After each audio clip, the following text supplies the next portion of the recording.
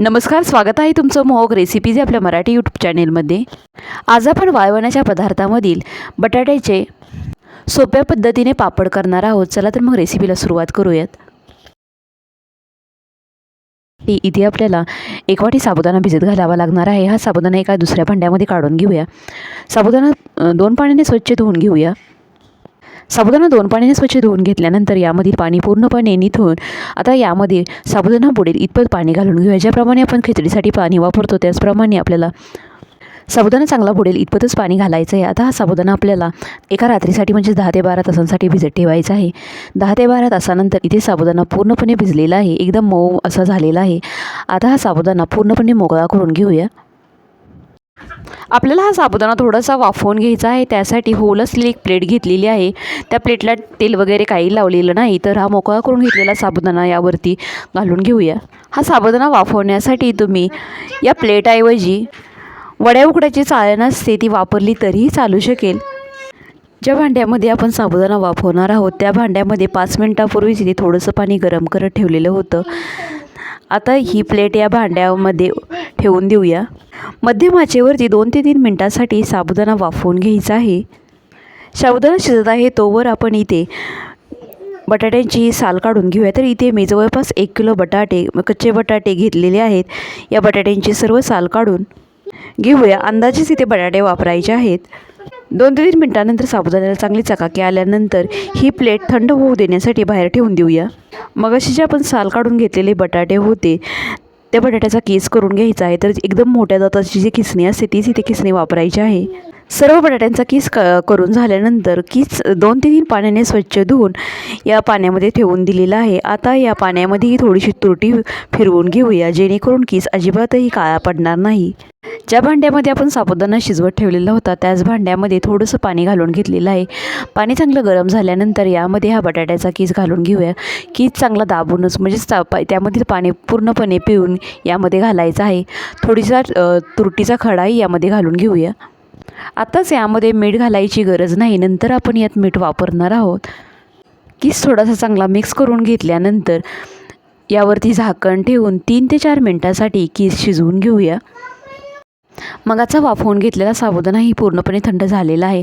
आता हा साबुदाणा खूप जास्त चिकट असल्यामुळे त्याला पूर्णपणे सुट्टा करून घ्यायचा आहे. तर त्यासाठी इथे एका भांड्यामध्ये थोडंसं पाणी घेतलेलं आहे. तर हा सर्व साबुदाणा या पाण्यामध्ये काढून घेऊया.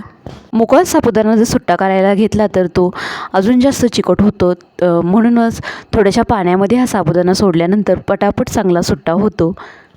तर अशा प्रकारे इथे पाण्यामध्ये हा साबुदाणा पूर्णपणे सुट्टा करून घेतलेला आहे. आता हा सुट्टा करून घेतलेला साबुदाणा एका पुरण वाटायच्या चाळणीवरती यामधील पाणी निथळ ठेवण्यासाठी ठेवून देऊया. 3 ते 4 मिनिटांनंतर बटाट्याचा किस कसा शिजला आहे ते चेक करूया.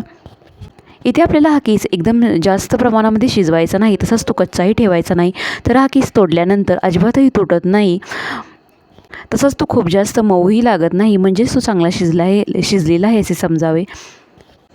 आता या किसामधील पाणी पूर्णपणे काढून घेण्यासाठी इथे या भांड्यावरती एक चाळण ठेवून किसामधील पाणी पूर्णपणे निथळण्यासाठी असंच यावरती ठेवून देऊया. इथे सुट्टा करून घेतलेला साबुदाणा एका मोठ्या ताटामध्ये काढून घेतलेला आहे. किसामधील पाणीही पूर्णपणे निघाल्यानंतर हा बटाट्याचा किस या साबुदाण्यामध्ये घालून घेऊया. हे बटाट्याचे पापड तुम्ही अजिबातही साबुदाणा न वापरताही करू शकता, परंतु थोडासा साबुदाणा वापरल्यामुळे पापड अजिबातही तुटत नाहीत. तर यामध्ये चवीनुसार मीठ घालून घेऊया व सर्व मिश्रण चांगलं एकसारखं मिक्स करून घेऊया. मिश्रण थोडंसं कोमट झाल्यानंतर पापड करायला घेऊया. तर इथे एक पॉलिथिनची शीट अंथरलेली आहे. तर यावरती हा बटाट्याचा किस पापडाच्या आकारामध्ये अंथरून घ्यायचा आहे. खूप जास्त जाडही ठेवायचा नाही, थोडासा पातळ ठेवायचा आहे. इथे जरी हा किस खूप जास्त सुट्टा जरी वाटत असला तरी बटाट्याचा किस एकमेकांवर पडल्यामुळे तो चिकटला जातो व पापड अजिबातही तुटत नाहीत. तसेच यामध्ये आपण थोड्याशा साबुदाण्याचाही वापर केलेला असल्यामुळे बटाटे अजिबातही म्हणजेच बटाट्याचा किस अजिबातही तुटत नाही. तर अशा प्रकारे इथे मी सर्व बटाट्याचे पापड करून घेतलेले आहेत. आपल्याला हे पापड 2 दिवस कडकडीत उन्हामध्ये चांगले सुकवून घ्यायचे आहेत. तर 2 दिवसानंतर इथे हे पापड चांगले सुकलेले आहेत व तुम्ही ते पाहू शकता, एकही पापड अजिबातही तुटलेला नाही. छान असे इथे आपले किसाचे पापड तयार झालेले आहेत.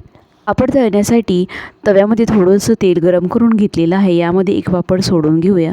तर तुम्ही इथे पाहू शकता पापड एकदम दुपटीने फुललेला आहे.